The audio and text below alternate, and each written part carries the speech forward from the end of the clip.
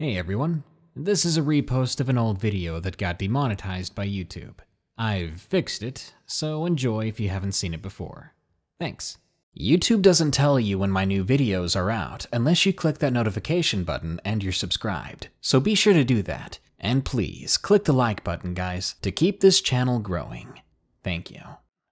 You're watching Darkness Prevails, the best place to share your creepy stories with the world, because this world is a strange one.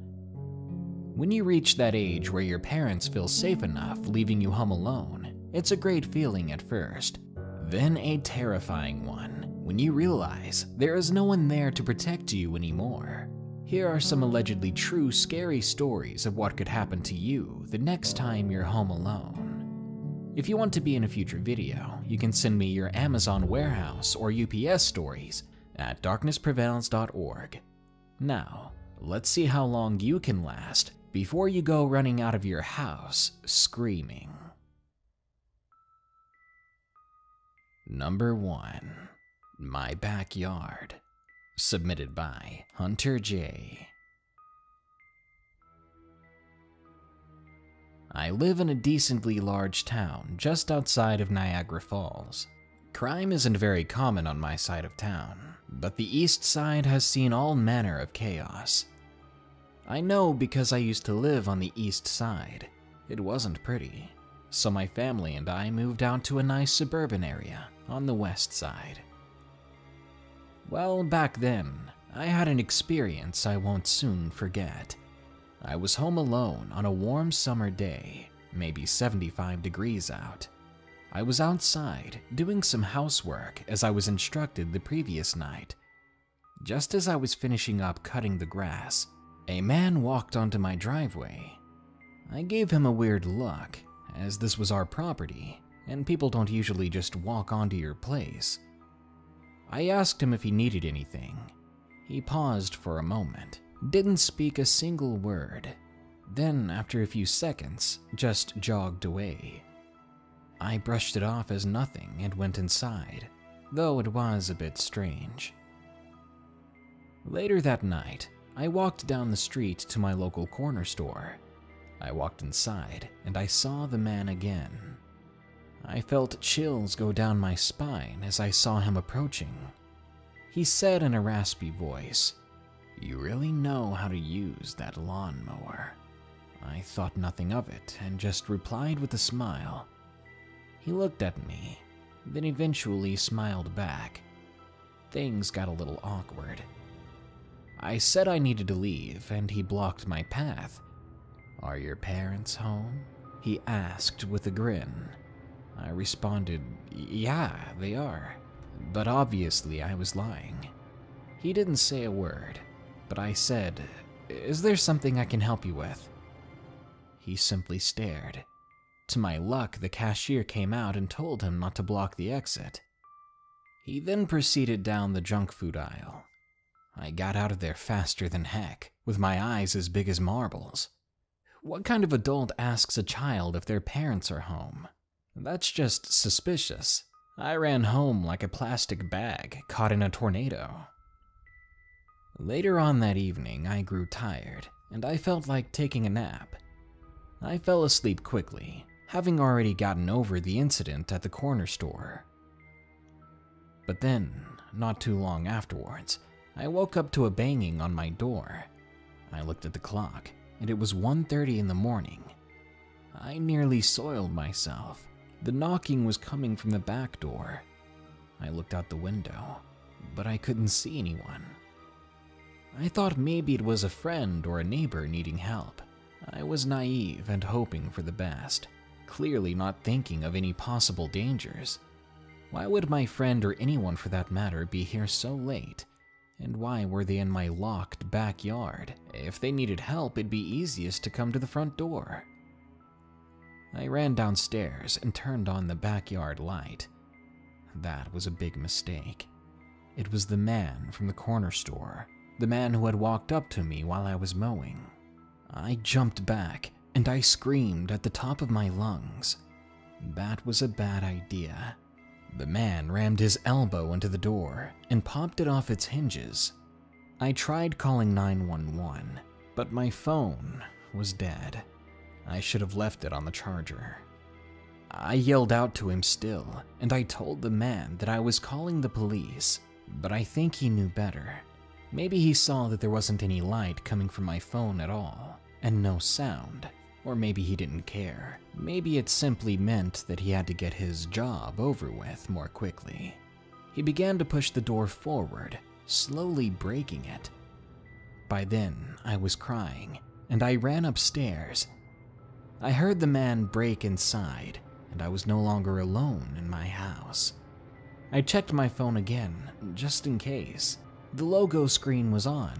In my mad dash up the stairs, I had turned it on, and apparently it wasn't dead.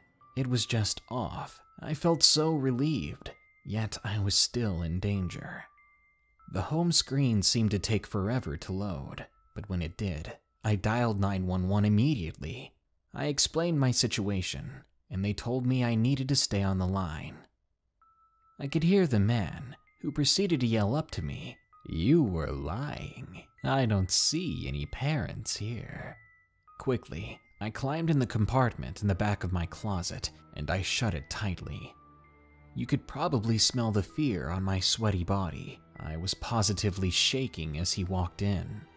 He began banging on everything. This man was not stable. I could see it in his eyes. After he couldn't find me upstairs, he looked even more maddened, and he ran back downstairs trying to find me. Soon I heard cars pulling up to my house, then the sound of footsteps running desperately out of the house. Apparently, the cops saw him casually playing it off, just walking nonchalantly out of the house, but they arrested him. Then they questioned me and later charged the man. The guy really was crazy. He ended up having some weird illness that to this day I still can't pronounce. I'm 21 now, and I'm living quite happily. But ever since that event, being alone in my house is a little bit creepier than it ever was before.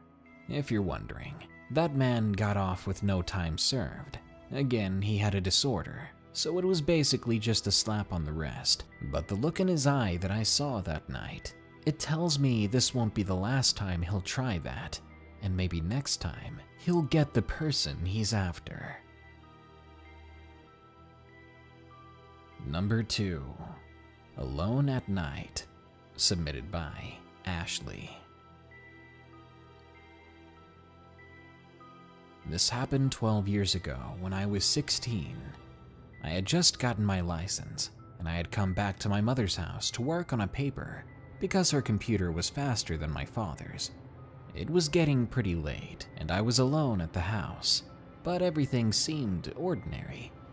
I wasn't nervous one way or the other. At one point, I took a break from the paper and I headed to the main bathroom, which was at the back of the house.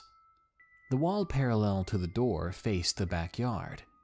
The door has a small window in it, and just as I was about to turn on the lights, I heard something. It wasn't especially close or loud, but it was coming from somewhere in the backyard, closer to the house than the small patch of dense trees that acted as a sort of buffer between the street my house was on and the one that runs parallel to it. I walked over to the window hesitantly, and I looked out. At first, I saw nothing, just the usual nighttime scene, calm trees and even calmer shadows. But then, I saw the shape of something running across the yard quickly. I didn't think about it too much at first, because I lived in a pretty typical suburban area, and my house borders 2 streets. It wouldn't be uncommon for kids to cut through my unfenced backyard to get to the other street. But even though I rationalized what it could be in my head, I was still a bit uneasy. I was home alone, and neither of my parents would be home soon. They both worked second-shift jobs in aerospace companies, and this left me a bit paranoid. I went back to the living room, which had a huge bay window facing the front yard, and a glass door to the backyard. For a few minutes, I heard and saw nothing else, so I was beginning to relax, telling myself that I was just seeing things or it was just nothing. But then, I heard soft noises coming from near the back door, like someone stepping extremely quietly, trying not to make a sound. Now, why would they be doing that at night? Cue the adrenaline. Immediately, I called my dad, and I told him as softly as I could what was going on. Part of me felt like I was overreacting, but the other part told me something bad was going to happen. He had someone else call the police and stayed on the line with me as I grabbed my keys and I made my way to the opposite side of the house, which was where the driveway and my car were located. He didn't want me leaving the house, really, but there was no way I was staying, so the plan was to drive to my dad's, then drive back together to meet the police here. I can't describe how badly I wanted to get out of that place.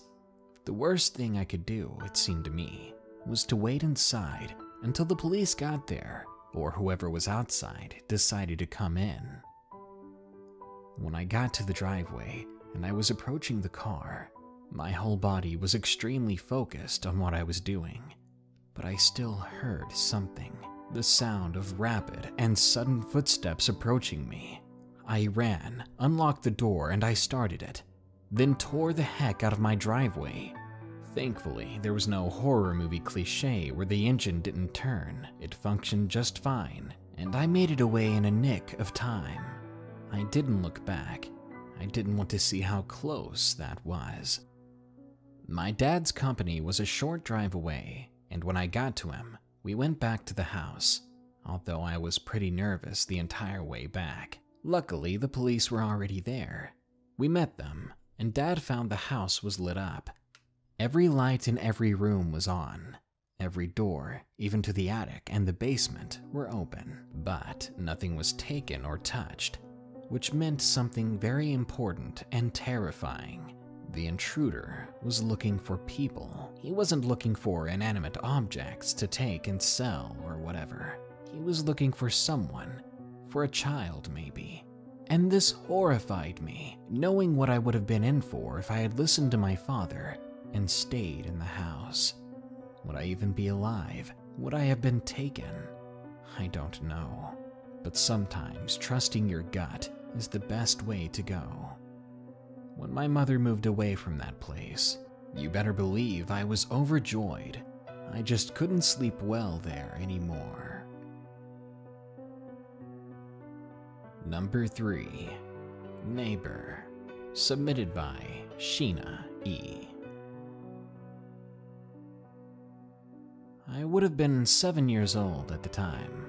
We moved into a new house, a farm in fact. There were a few houses around the area, but one of my neighbors there, they really gave me the chills. One day I was playing soccer with my cousin until they had to go home, so I was just kicking the ball around, alone. I looked over to my neighbor's place, the one that always creeped me out, and I saw him sitting on his front lawn in a lawn chair, and he was smoking. Nervously, I said hello. Then I went inside, finally getting that creepy feeling that I was home alone. A few minutes later, I heard a small knock on the door, but I wasn't allowed to answer the door when I was alone, not for anyone. So I continued to play with my toys, ignoring the door. But the knocking came again, this time much louder. It continued until it was louder and louder each minute. I got really annoyed, so I went upstairs to my bedroom. But as I was walking upstairs, I heard scratching on the door, as if someone pulled out a knife, or they were using very long and sharp fingernails to scrape down the door. I started freaking out, and so, like an idiot, I stayed near the door waiting for the knocking. I don't know why. It was at that time I remembered I had left one of the windows open, so I decided I should go and shut it. At that very moment, I heard a loud banging against the floor. I was horrified. I tiptoed my way to my room, shut and locked the door.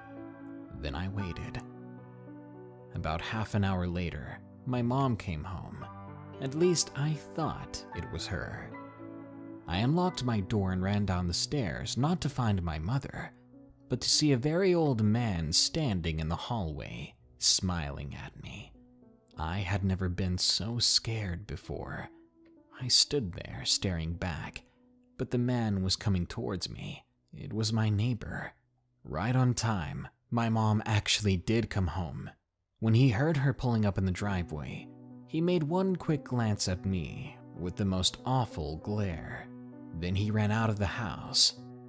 I cried into my mother's arms, and I told her what had happened. It started a long feud with the neighbor until he moved away. But still, I never felt safe at our farm after that. Luckily now, I don't live there anymore. Number 4. The Thing Behind the Door. Submitted by Thala.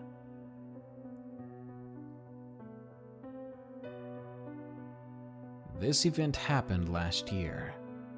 My family is only made out of my mom and my sister, so you can imagine how often I was left home alone. We were in Colombia, and I lived at my mom's house. When we first moved there, the place was nice. There were no bad feelings about the place, nothing strange going on, and that was until around the 3rd month. I was home alone again as always, but this time, something was different. When I got home that day, I suddenly got a very bad headache. My dog never went into my room, even when we first moved there, so it was very weird to find him right in front of my bed, lying down, shaking with his tail between his legs. He was scared, though at first I thought he was just enjoying the wind in my room from the window, but my window was closed, and he just looked terrified. For the next few hours, I invited him up on the bed, and we took a nap side by side.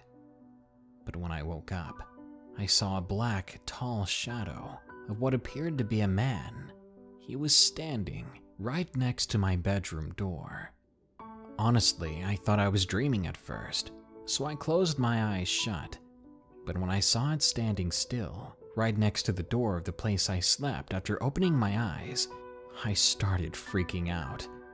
My next reaction was to close my eyes and to pray that it would go away. But that didn't happen. Well, not permanently. Weeks pass by, and I'm losing sleep more and more every day until I just can't sleep in my own room. The thing is still there. I don't tell my mom or my sister because I'm afraid they might laugh at me and call me childish. I start having nightmares about the thing.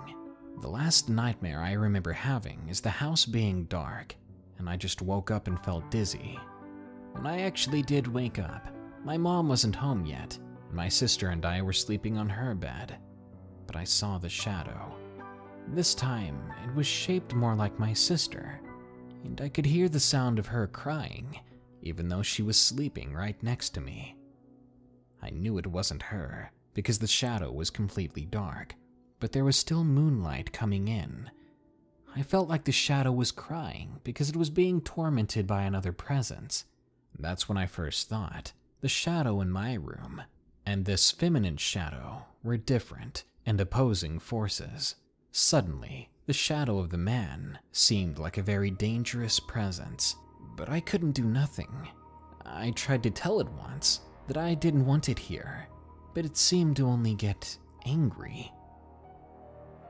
I wasn't able to get back to my normal life because of this, and when I was home alone again, the doors around the house would begin to shut and open hard.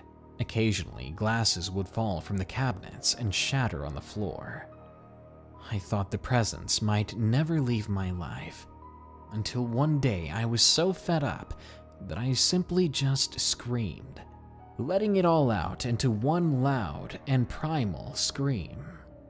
When I needed to breathe again, when it became silent once more, the shadow was gone, and the activity stopped completely. I don't know what it was, if it was me that got rid of it or something else, but even now, a year later, there are some still lingering nightmares, And yes, I do often see him by my backyard door, but he doesn't appear as often, and I don't feel as endangered anymore.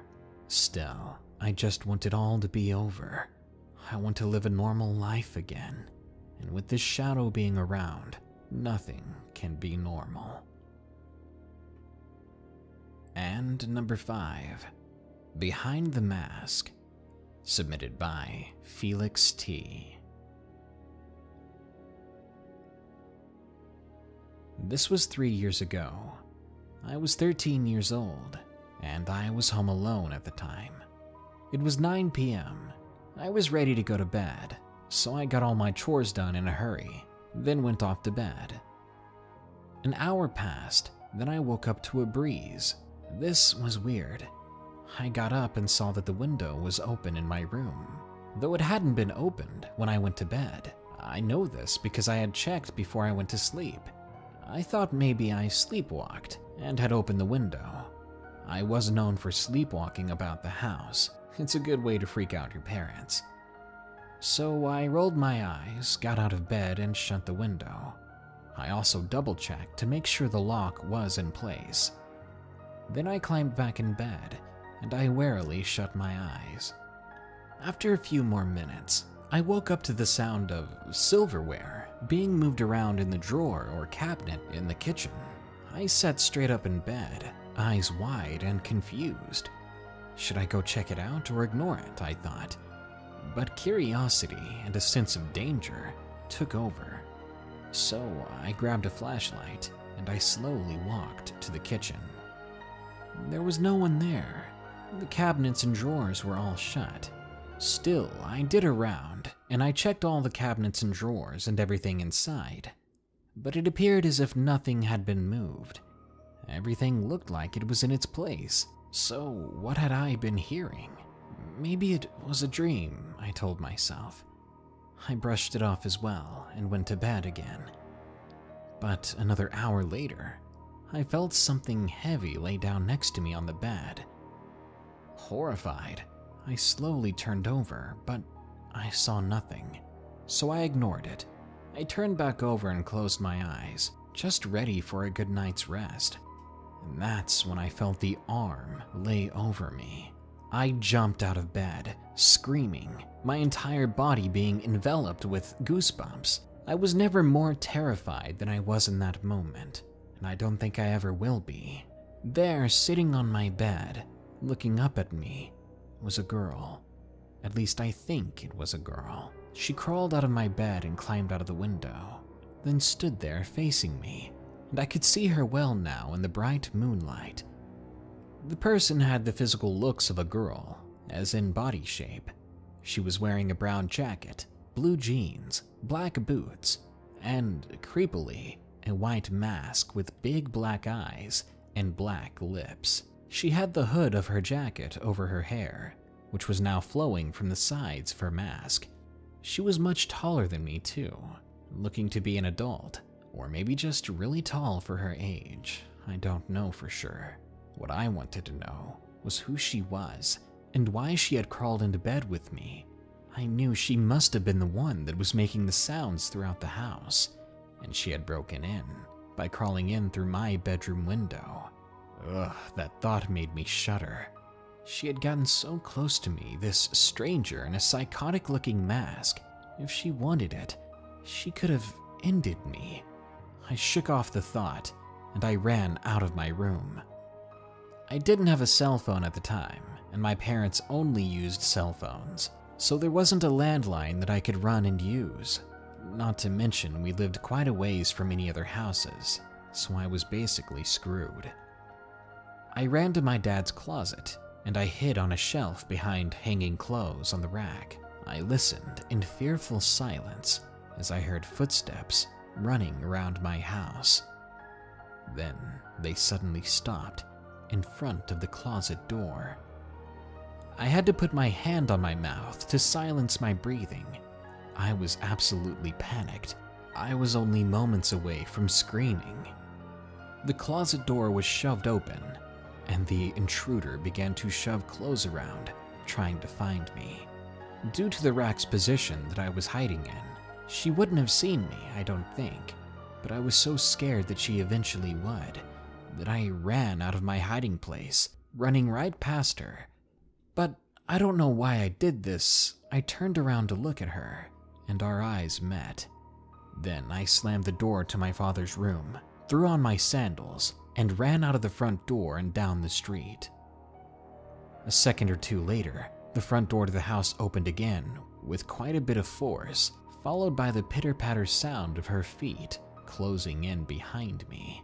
I ran as fast as I could down the road, but in a few moments, something heavy collided into me from behind, and I was on the ground in seconds. I was screaming now, pinned down by my assailant. She pushed down on my shoulders. Then, suddenly, she dug around in her pocket and pulled out a rag. Suddenly, she put it over my mouth. I tried not to breathe. I'd seen people do this in movies, and I knew that something on it could knock me out. But when you're thrashing about for so long after running down the road, and when your adrenaline is pumping and you're so terrified, you end up passing out anyway and breathing it in. That's what happened to me. When I woke up, I heard the sound of my alarm clock. I was dizzy as I sat up in bed. Everything seemed normal. The window was closed. I was back in my room in my bed. I sat there for a moment, realizing this was probably just the most horrific and realistic dream I'd ever had. I sat there for a while before getting out of bed, trying to make sense of it all, coming to terms with the horror I had just been feeling. I went to the bathroom to do my business. When I walked over to the sink to wash my hands, I looked in the mirror, and there it was, black lipstick on my cheek. It was all real. Everything that I'd experienced, it actually happened. I was so terrified that I ended up making my parents move. To be honest, I slept with them for a while as well. After that experience, I was too scared to sleep alone, or even sleep at all. It's been 3 years now, but every time it approaches bedtime, I get hesitant. I lock down everything in the house, and I keep my eyes locked on my bedroom window. I'm always expecting to see that mask again, because I feel like she never really left. The next time you find yourself home alone, make sure you invite a friend over. A big friend, or an armed friend, or take matters into your own hands. Whether you're 5 years old or 15 years old, start working out and get buff, so that anything or anyone that breaks in, you could become their horror story. Or not, you could always just be another victim to a home invasion. Good night. Be sure to like, share, comment, and subscribe if you enjoyed the video. Don't forget, you can send me your scary stories at darknessprevails.org/submit. I'm looking for creepy stories from Amazon warehouse workers and UPS drivers. If you want to support my channel, go to patreon.com/darknessprevails and donate $1 a month, and you'll get your name in the credits of these videos, or download my free app Spooked on the Google Play Store. If you got some extra cash, go to morbidmonsters.com to get some awesome Darkness Prevails merchandise. Now then, here are my 5 favorite early comments from the previous full video about disturbing sewer encounters. Casino says, dabs. I am first freaking comment, Daddy Darkness. Every time someone dabs on my channel, 100 people unsubscribe, and the bacon in my fridge expires. So stop it. I love my bacon and my subs. Enchanting Savant says, I came as soon as I heard. And then you click the video, you know what I'm saying? Toby Rogers says, don't be caught in the sewers at night. You know what, Toby, how about you just don't go in the sewers at all, you filthy animal? Skinned Locust Horror Stories says, hey Ed, what's your plan for Wednesday? Oh, you know, just gonna lounge in the sewer system, play some tunes and drink some brews.